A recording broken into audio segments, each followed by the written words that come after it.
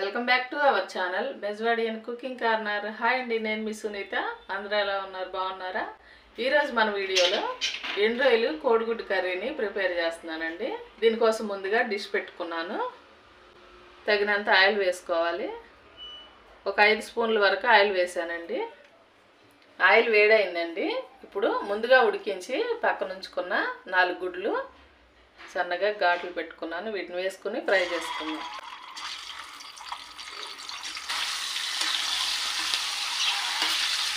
చిటికెడు సాల్ట్ కూడా వేసుకుంటున్నానండి. చిటికెడు పసుపు కూడా వేసుకుంటున్నాను. ఇప్పుడు వీటిని లైట్గా ఫ్రై చేసుకున్నాము. ఓకే అండి, ఇలా లైట్గా ఫ్రై అయితే సరిపోతుంది. తీసేసుకుంటున్నాను. ఇప్పుడు ఇందులో 2 గుప్పుల వరకు ఎండ్రాయిల్ని 10 నిమిషాల పాటు నానబెట్టుకొని శుభ్రంగా కడిగి ఇలా తీసుకున్నానండి.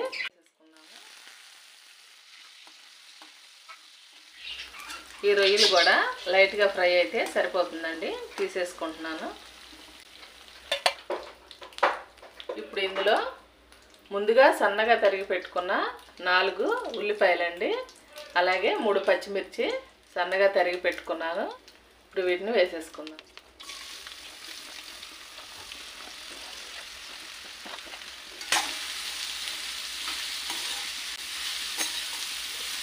ఓకే అండి, మంచిగా కలిపేసుకున్నాం కదా.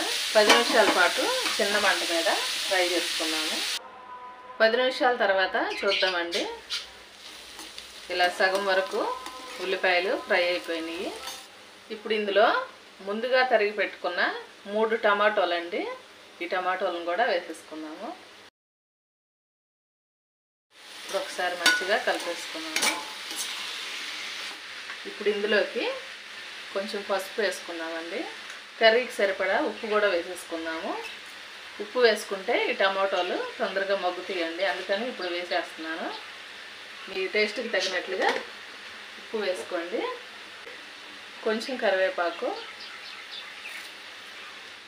ఒకసారి మంచిగా కలిపేసుకున్నాము. 10 నిమిషాల తర్వాత చూద్దామండి. మంచిగా టమాటో ముక్కలు ఉడికిపోయినాయండి. ఇప్పుడు తగినంత కారం వేసుకుందాము. ఇప్పుడు ఒకసారి మంచిగా కలిపేసుకున్నాము. 1 గ్లాస్ వాటర్ పోసుకున్నామండి.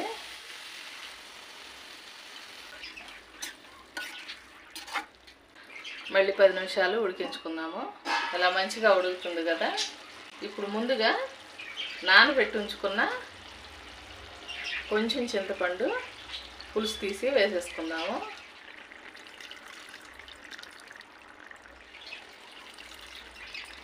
ఈ పులుసు వేసుకోవటం వల్ల రొయ్యలు వేసుకున్నాం కదండి, నీచు వాసన లేకుండా బాగుంటుందన్నమాట. మంచిగా ఉడుకుతుంది కదా.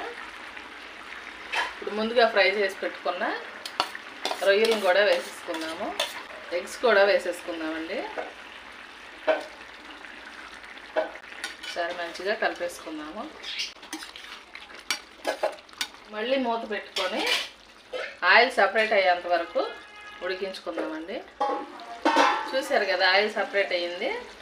ఇప్పుడు ఫైనల్లో కొంచెం కొత్తిమీర యాడ్ చేసుకున్నాము. కొత్తిమీర వేసుకున్నాం కదా, 1 నిమిషం ఉడికించుకున్నాము. ఈ కొత్తిమీర ఫ్లేవర్ అనేది కర్రీకి పట్టాలి కదా. ఫైనల్లో ఒకసారి చూద్దామండి. చూసారు కదా, మంచిగా ఆయిల్ సపరేట్ అయింది. ఇప్పుడు ఇంకా కర్రీ ప్రిపేర్ అయిపోయింది. స్టవ్ ఆఫ్ చేసుకున్నాము. ఫైనల్గా డిష్ అవుట్ చేసుకున్నాను. చూసారు కదా ఎంత కలర్ఫుల్గా ఉందో. వేడి వేడి ఎండ్రాయిలు కోడిగుడ్డు పులుసు రెడీ అయిపోయిందండి. నచ్చిందండి నేను చేసిన విధానం. చాలా సింపుల్ ప్రాసెస్లో ఈజీగా చేసేసాను కదా, ఎవరైనా చేయొచ్చండి. మీకు నచ్చినట్లయితే కనుక తప్పకుండా మీ ఇంట్లో ట్రై చేసి ఎంజాయ్ చేయండి. ఈరోజుకి ఇంతేనండి రెసిపీ. మరో మంచి రెసిపీతో మళ్ళీ మీ ముందుకు వస్తాను. మా వీడియోస్ మీకు నచ్చినట్లయితే ప్లీజ్ ఒక లైక్ చేసి కామెంట్ చేయండి. థ్యాంక్ యూ అండి.